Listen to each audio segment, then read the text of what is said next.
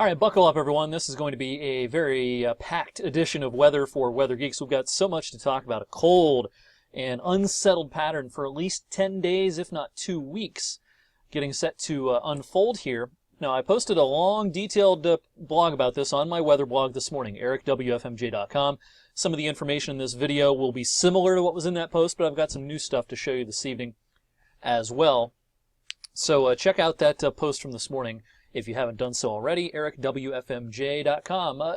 I post this video on my blog. A lot of times on quieter weather days, I post a kind of just a weather briefing, if you will, each morning.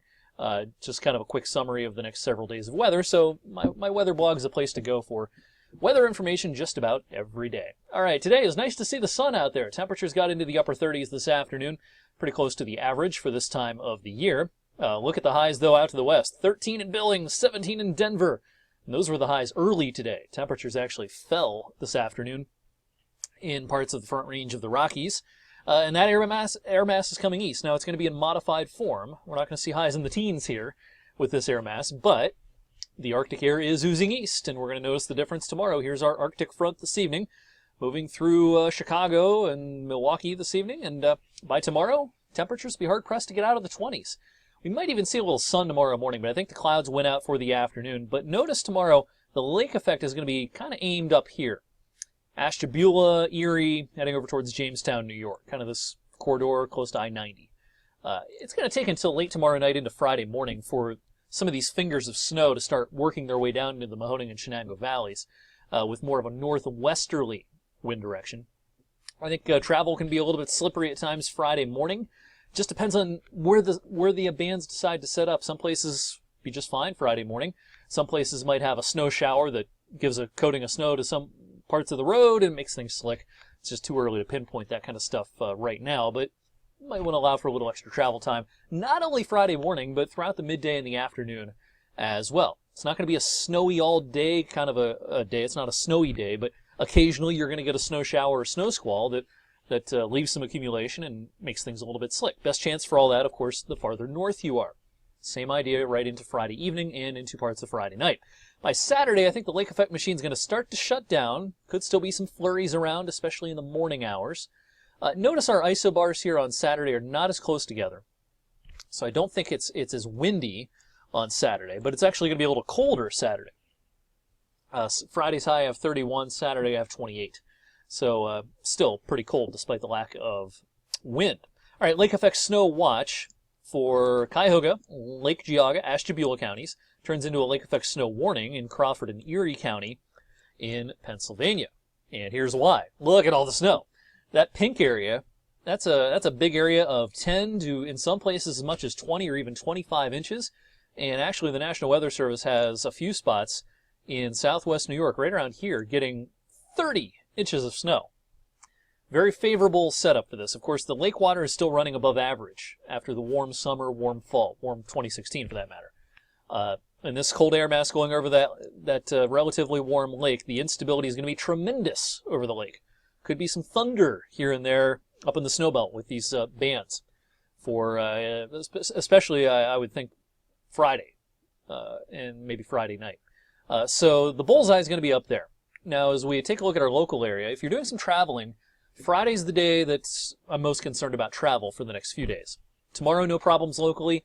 Saturday, no problems locally. It's Friday night that most of this potential accumulation would occur. Here's what I've done with the snow map. A few tweaks this evening. The gray area, as you can see, is a coating to an inch, and that is pretty much 224 on south, roughly. Once you're into the light blue, we're talking an inch to 2 or 3, and that includes places such as Austintown, Sebring, Youngstown, heading over towards Struthers, Sharon, Hermitage, Hubbard, Girard, Niles, Warren, New Wilmington, Grove City. That's kind of that zone right through there. Every city can't be on the map, that you'd be unable to read the map, but I'm calling out some cities here in case you don't see yours on the map. Once you're into the darker blue, and that includes maybe Newton Falls, and then certainly heading up maybe just north of Cortland, and then over towards Greenville, Mercer, you've got a good chance of seeing 3, 4, maybe 5 inches worth of snow. And I do have the purple area, which is 5 to maybe as much as 10. skirting the northern reaches of northern Trumbull, northern Mercer. I think you're closer to the 5 than the 10 there. But still, I can't rule out a half a foot of snow somewhere. Up towards Mespo, maybe Kinsman, maybe Greenville, New Lebanon. So that's what we think right now. But as I often talk about at this time of the year as we get into the winter, this is not etched on a tablet. As new information becomes available, as we see where the bands are trying to set up, we'll make adjustments to this forecast. For most of us, the snow accumulations, kind of small potatoes. For most of us, not everyone, for most of us. A little more concerned about the travel impacts. Even though you might only get an inch of snow, if you get that inch quickly and the visibility drops suddenly, we could have problems on the roads on Friday. Oftentimes doesn't take much snow. So we just saw a couple weeks ago on 7-Eleven on the connector, a little bit of snow, a little bit of moisture sitting on the road, and you have a huge pile up. Sometimes in our storms that bring the whole area 6 to 12 inches of snow, you see fewer travel problems because people are less prone to travel when there's a huge big ticket storm. These nuisance events, people don't necessarily adjust their travel plans, increasing the risk of some problems on the roads. As far as impacts go, the wind on Friday will be gusting as high as 30 miles per hour. That's going to create wind chills in the upper teens to around 20. Put snow in the moderate category. Temperatures on Friday, now the air temperatures on Friday are nothing tremendously awful. I mean, it'll be close to freezing, but it's the wind that'll make it feel a lot different on Friday. Let's talk about those wind chills, and I've got the air temperatures and the wind in the blue box over on the map over there, that direction. Those are the wind chills. Tomorrow morning in the teens. Wind chills tomorrow afternoon, upper teens to around 20. Wind chills can be in the single digits in some spots early Friday. Not cold enough to close school or delay school. Sorry, kids. But, again, might be some issues on the roads here and there with random snow showers. Friday afternoon, those wind chills, again, no better than about 20. And, of course, we had the big playoff game at the Ice Castle on Saturday.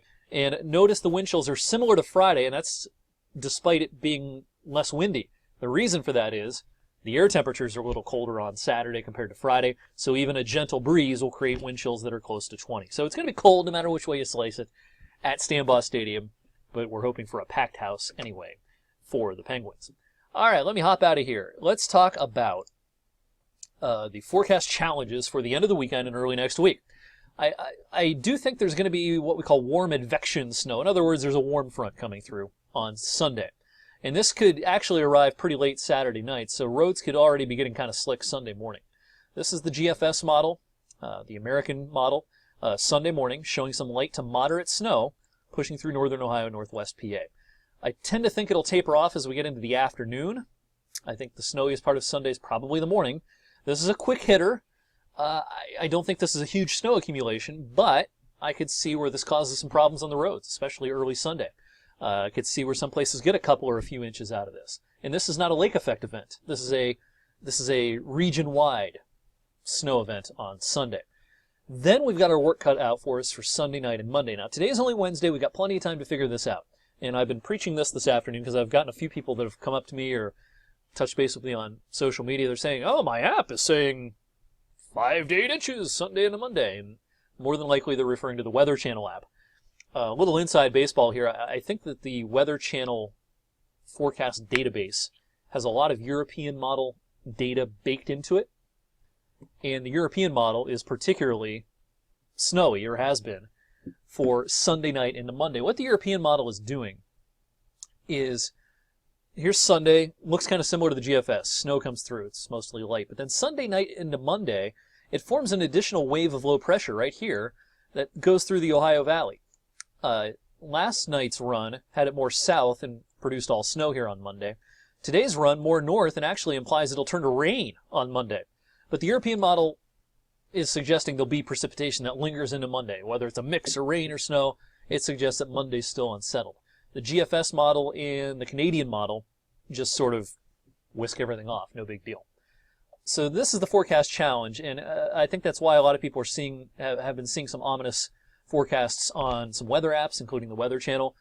If you are using an app that gives you a snow accumulation number 5 and 6 days out, delete that app.